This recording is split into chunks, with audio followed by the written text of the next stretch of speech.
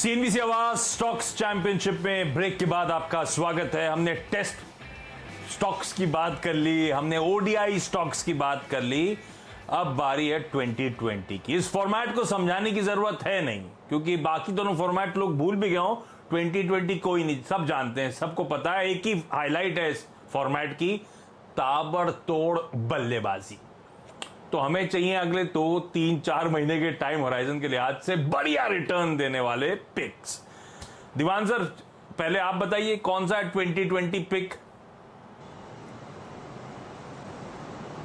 आशीष, देखिए मेरे तीनों जो खिलाड़ी है ना वो आई से स्टार्ट होते हैं, तो ये तीसरा वाला भी इसी नाम से, आई से ही शुरुआत है इसकी, और इसका नाम है IB real estate, India bulls real estate. अब रियल एस्टेट इसलिए कि एक तो ये होता ही T20 टाइप है, इसमें कोई आप देखो तो चलता है तो बहुत चलता है, नहीं चलता है तो पड़ा रहता है।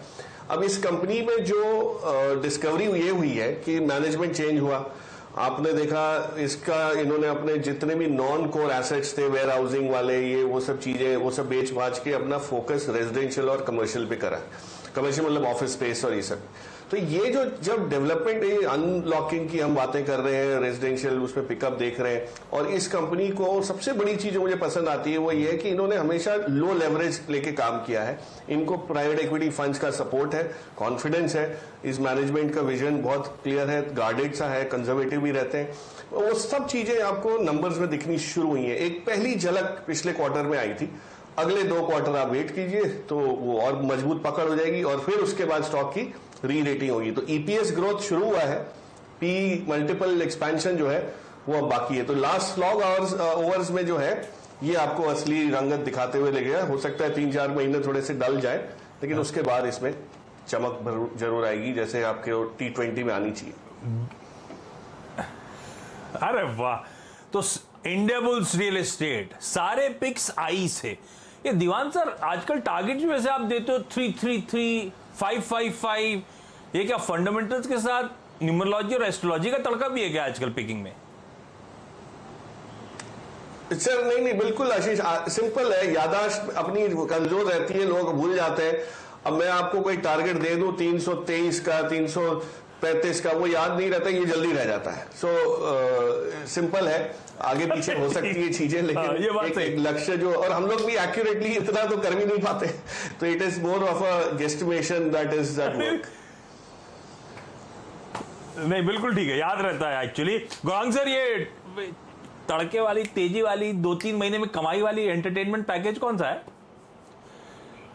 तो आशीष, हमने ऊर्जा उत्पादन से एक कंपनी पसंद की है, और जैसे सरकार की एक नीति हाल ही में आई थी, नल से जल, उसके पहले सरकार ने बताया था कि भारत के हर एक गांव में और उस गांव के हर एक घर में बिजली उपलब्ध कराई जाएगी, और वो बहुत ही न्यूनतम दामों पे बिजली, अनइंटरप्टेड पावर सप्लाई जिसे हम कहते हैं, वो उपलब्ध कराई जाएगी। और हाल ही में अगर आप देखें तो ऊर्जा की जो मांग है वो पूर्ण भारतवर्ष में काफी बेहतरीन तरीके से ऊपर की तरफ के इजाफे हुए हैं। और उसमें ये भी चीज है कि भले वो लॉकडाउन हो या अनलॉक हो, आपको ऊर्जा की मांग आने वाले समय में बढ़ती हुई दिखाई देगी। उसके साथ साथ जो सरकार की नीतियों में बदलाव हुआ है, खास करके जो स्टेट इलेक्ट्रिसिटी बोर्ड की वित्तीय हालत थी, उसमें बहुत बड़ा परिवर्तन हुआ है। रियलाइजेशंस में आपको पर यूनिट के दाम भी बेहतर तरीके से बढ़ते हुए नजर आए। और इस कंपनी की एक बड़ी योजना है, वो है रिन्यूएबल पावर में, यानी कि सोलर पावर में। पूर्ण भारतवर्ष में ये बहुत ही बेहतरीन तरीके से ये रणनीति जमीनी स्तर पर लागू करेगी। और ये भी एक ऐसा स्टॉक है जिसने बहुत लंबे समय बाद ऊपर की तरफ के दायरे दिखाना शुरू किया है। तो बहुत ही छोटी या मध्यम अवधि में अगर आप चाहें तो इसका लक्ष्य हमने 145 तक का निर्धारित किया है।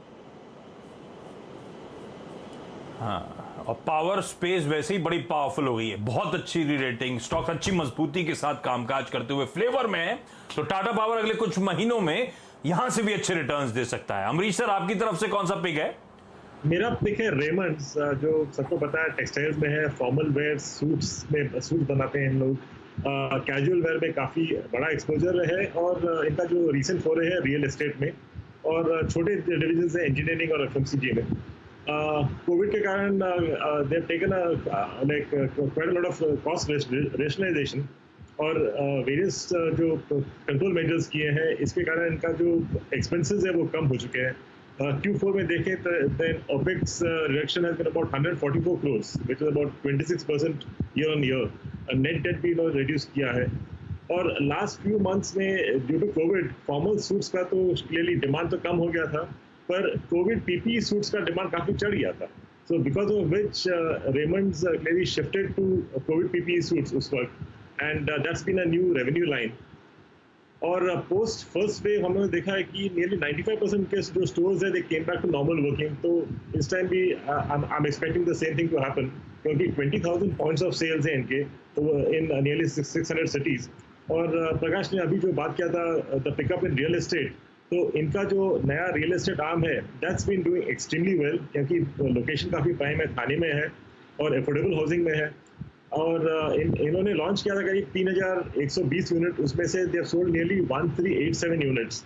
तो टोटल जो वैल्यू है इज अबाउट 1,300 crores।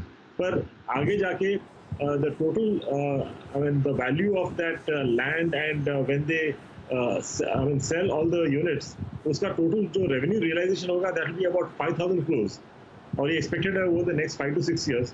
और इसका जो कॉस्ट ऑफ कंस्ट्रक्शन है करीब 1,000 crores का रहेगा। लैंड तो मोर लेस फ्री है, बुक्स में है, तो nearly 4,000 crores of future profits है इसमें। और जो ट्रिगर होगा रेमंड्स के लिए that could be the demerger of the real estate business, और वो होगा तो I think it can shoot up quite fast. और मेरा जो इसमें टारगेट है करीब 470 का। तो कई सारे ट्रिगर्स रेमंड्स पे आपको देखने को मिल सकते हैं, उसको रडार पर रखिएगा। आने वाले कुछ महीनों में बढ़िया आउट परफॉर्मेंस। समय खत्म हो गया, नहीं तो अमरीश से जानना था मुझे, इनके घर के पास ही है भाई वो DY पाटिल स्पोर्ट्स स्टेडियम, जहां पे मुंबई वाले 2020 के मुकाबले होते हैं, तो जाते ही नहीं जाते हैं, पसंद नहीं है क्रिकेट देखना। तो लेकिन चलिए, अब मैं समय नहीं है, सब बातें नहीं कर रहा हूं।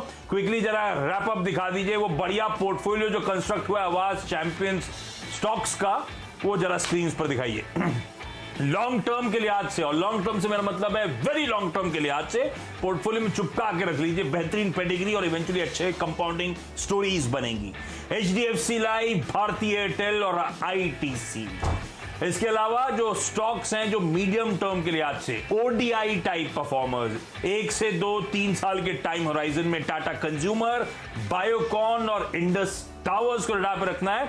और 2020 छोटी अवधि 2-3-4 महीने के लिहाज से टाटा पावर, रेमंड्स और इंडिया बुल्स रियल एस्टेट। ये वो बेहतरीन 9 पिक्स हैं, स्क्रीनशॉट ले लीजिएगा। पोर्टफोलियो कंस्ट्रक्शन की तैयारी करिए। जो बाजार में वोलेटिलिटी आ रही है, दबाव आ रहा है, शायद इन स्टॉक्स में एंट्री करने का और अच्छा मौका होगा। एक्यूमुलेट करिए। इस नोट पर अमरीश सर, गौरांग सर और दीवान साहब, आप सबका बहुत बहुत धन्यवाद जुड़ने के लिए और आप सबका इस खास पेशकश को देखने के लिए। नमस्कार।